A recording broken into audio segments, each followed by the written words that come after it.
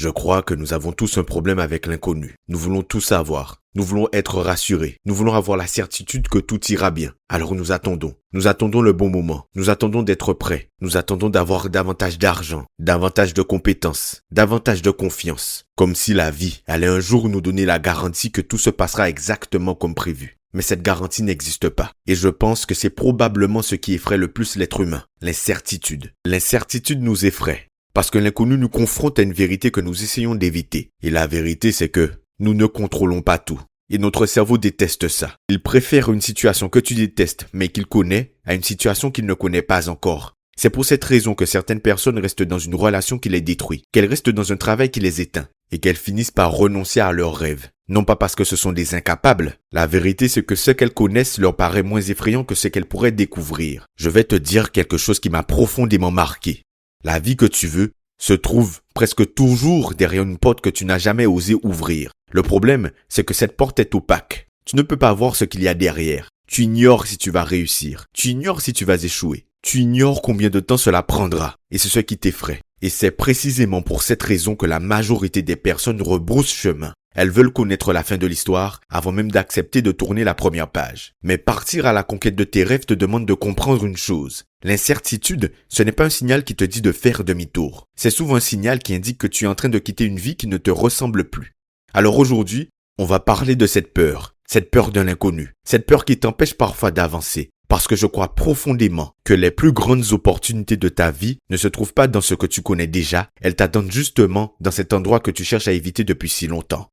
Je crois que nous avons une mauvaise définition du courage. Nous pensons qu'une personne courageuse est une personne qui n'a pas peur. Mais je n'ai jamais rencontré une seule personne ambitieuse qui n'avait pas peur. Je n'ai jamais rencontré un entrepreneur qui savait exactement comment tout allait se passer. On peut avoir la vision, mais on ne sait pas comment ça va se dérouler. Je n'ai jamais rencontré un bâtisseur qui avait toutes les réponses avant de commencer. Le courage, ce n'est pas l'absence de peur, c'est la décision d'avancer malgré elle. Et cette nuance change absolument tout. Parce que beaucoup de personnes attendent de ne plus avoir peur pour enfin passer à l'action. Mais ce jour n'arrivera probablement jamais. Tu ne te sentiras jamais totalement prêt. Tu ne seras jamais totalement certain. Tu ne contrôleras jamais toutes les variables et heureusement. Parce que si tu savais exactement comment tout allait se dérouler, il n'y aurait plus de foi. Il n'y aurait plus de croissance. Il n'y aurait plus d'aventure. Tu sais, lorsque tu regardes une montagne depuis son pied, tu ne vois jamais le sommet. Tu vois seulement les premiers mètres. Et pourtant, cela n'empêche pas les alpinistes de commencer à grimper. Pourquoi? Parce qu'ils savent une chose. Ils n'ont pas besoin de voir tout le chemin. Ils ont seulement besoin de voir le prochain pas. Je vais être honnête, je crois que nous compliquons énormément nos vies. Nous voulons connaître les 10 prochaines années alors que la vie nous demande simplement de choisir aujourd'hui. Un pas, une décision, un appel, une candidature, une publication, une conversation difficile, un premier pas. Et c'est souvent ce premier pas qui révèle le deuxième, puis le troisième, puis le quatrième.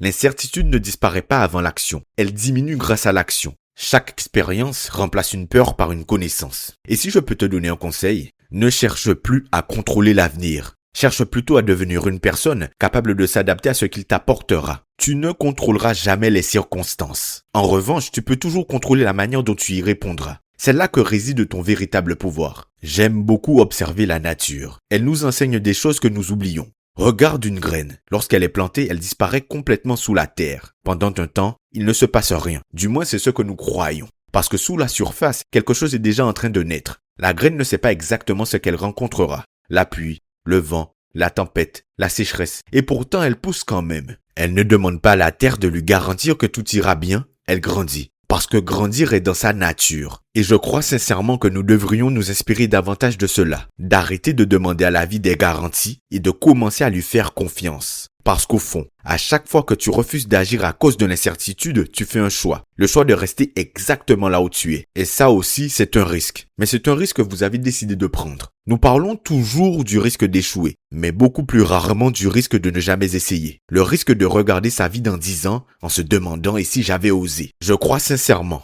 que c'est l'une des questions les plus douloureuses qui existent. Parce qu'un échec, tu peux en apprendre quelque chose. Tu peux te relever, tu peux recommencer. Mais une occasion que tu n'as jamais saisie, elle ne t'enseignera jamais rien. Alors aujourd'hui, comme d'habitude, j'aimerais te proposer un exercice. Prends une feuille et écris cette question. Qu'est-ce que je ferais aujourd'hui si j'étais certain de pouvoir m'adapter à tout ce qui arrivera? Pas si tu étais certain de réussir, la nuance est importante. Si tu étais certain de pouvoir t'adapter.